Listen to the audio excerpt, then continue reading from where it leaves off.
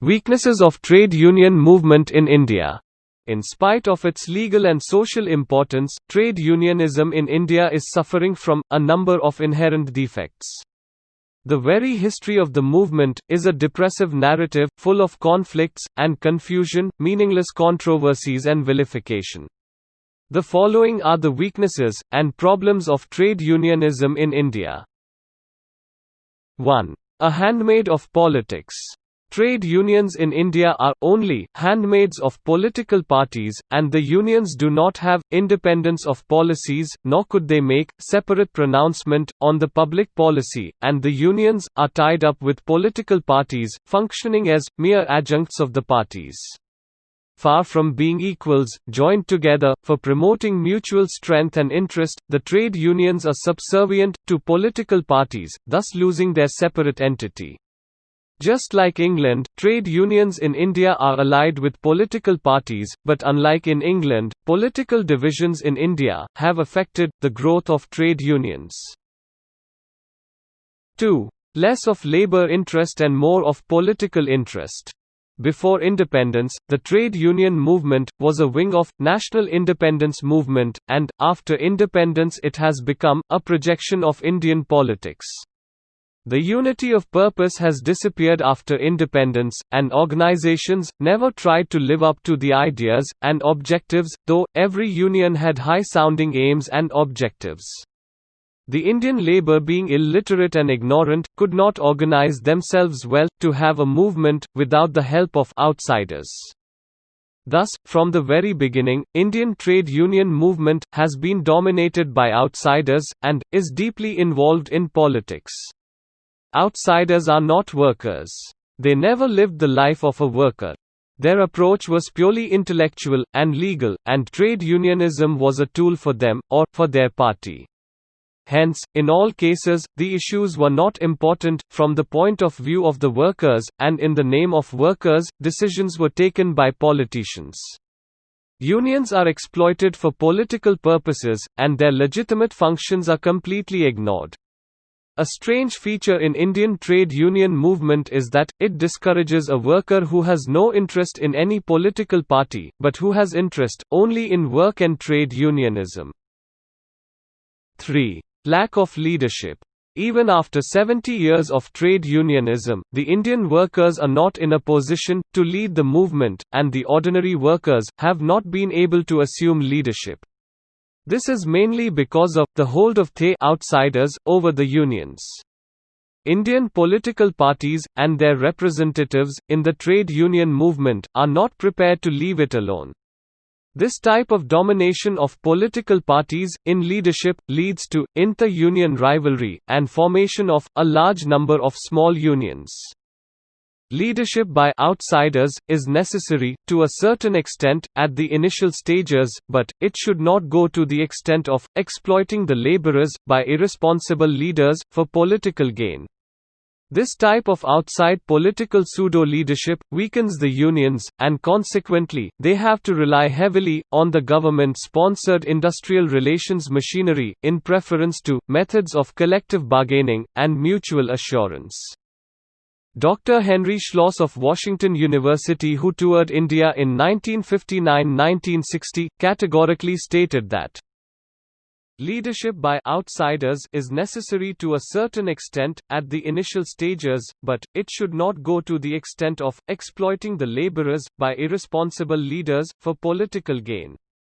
This type of outside political pseudo-leadership weakens the unions, and, consequently, they have to rely heavily on the government-sponsored industrial relations machinery, in preference to methods of collective bargaining and mutual assurance. In India, the consensus appears to be that the relationship between political parties and labor movement is an inverted and vicious relationship, a state of affairs in which political parties use trade unions as instruments of party politics, instead of trade unions choosing political parties. 4. Rickety structure. According to V.V. Giri, the main defects of the trade unions in India are their rickety nature, having poor membership and, consequently, poor financial resources, and lack of whole-time paid officers to look after the work of the unions. 5. Multiple unions and rivalries. Multiplicity of trade unions, inter-union rivalries as well as political rivalries, naturally, lead to disunity in the ranks of workers, which proves harmful for the healthy growth of trade unionism. 6. Absence of positivism. Most of the trade unions in India exhibit a deplorable lack of positivism in their approach to problems. Unions concentrate their attention and work on the organization of strikes, and other similar methods, for bargaining with the employers, and try to promote the welfare of the workers. They do not try to impress and secure the loyalty of the workers, nor do they play an important direct role in the sphere of labor welfare. The British Trade Union Congress delegation observed that, welfare work has its uses, provided it is completely controlled by workers themselves. But in India, only a few of them have undertaken positive approach, and organised, welfare activities for workers, with the cooperation of the management. Suggestions for strengthening trade union movement in India. The solutions suggested to overcome the weaknesses of trade union movement in India are: 1. Code of Conduct for Unions. The 16th session of the India Labour Conference, held at Nainital in 1958, formulated certain norms to maintain harmonious inter-union relationship. The main features of the Code of Conduct were as follows. Every employee in an industry should have the freedom, and the right to join a union of his choice, and no coercion should be exercised. The trade unions should function in a democratic manner. Ignorance and backwardness of the workers should not be exploited by unions. No organization should make excessive and extravagant demands. Communalism, casteism, and provincialism should be eschewed by all unions. Violence, coercion, intimidation or personal vilification should not be resorted to, in all inter-union dealings. There should not be dual membership of unions, and all central labor organizations should combat the formation, or continuance, of company unions. An implementation machinery was also formed, and cases of breach of the code were received and examined. Unless the unions themselves realize their responsibilities, and respect the code of conduct, it will become a mere dead letter, and the code will be observed more in its breach than in its honor. Since unions are under political influence, having outside leadership, observance of code depends on the extent of integrity of the leaders. 2. Growth of genuine labor leadership.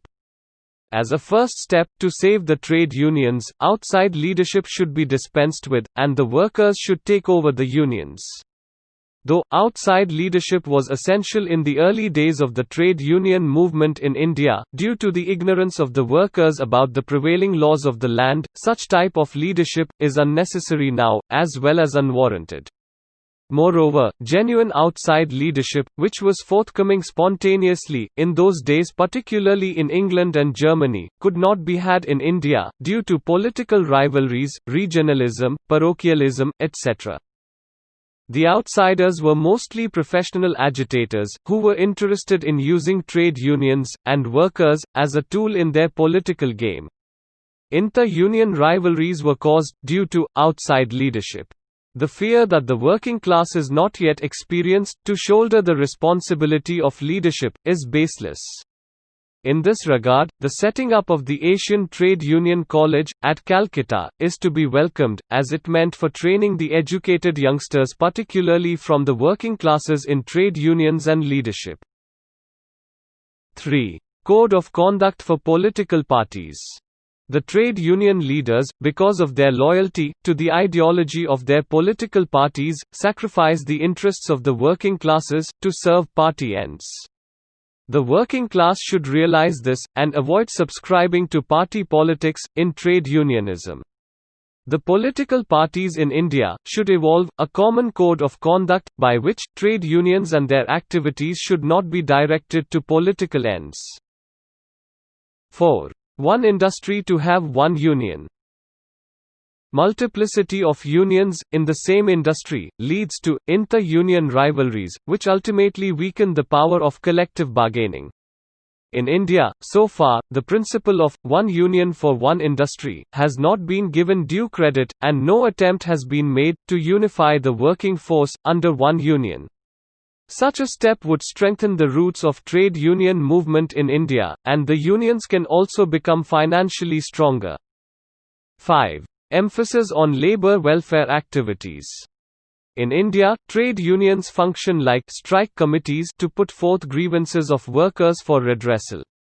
As soon as the demand is met with, the union becomes dormant, till such time, it could put forth another set of demands. Instead, the unions should take up a positive approach, and extend welfare activities to workers, and provide benefits like compensation for accidents, medical relief, education of children, thrift and temperance, etc. Further, the unions could augment their resources, and keep enough funds, to pay to the workers during the strike periods, which would put them in a better position to bargain with greater strength. 6. Education of workers in realizing their responsibilities. The trade unions, instead of simply confining their attention to the demands and privileges of workers, should inculcate in the workers a sense of discipline and responsibility to do a full day's work. The worker should be made to feel that he has a big obligation to the society and to the economy to make it more prosperous by his own humble contribution in production, and should not waste several man-hours by strike. The labor should realize that any unfair activity resulting in loss of production is anti-national.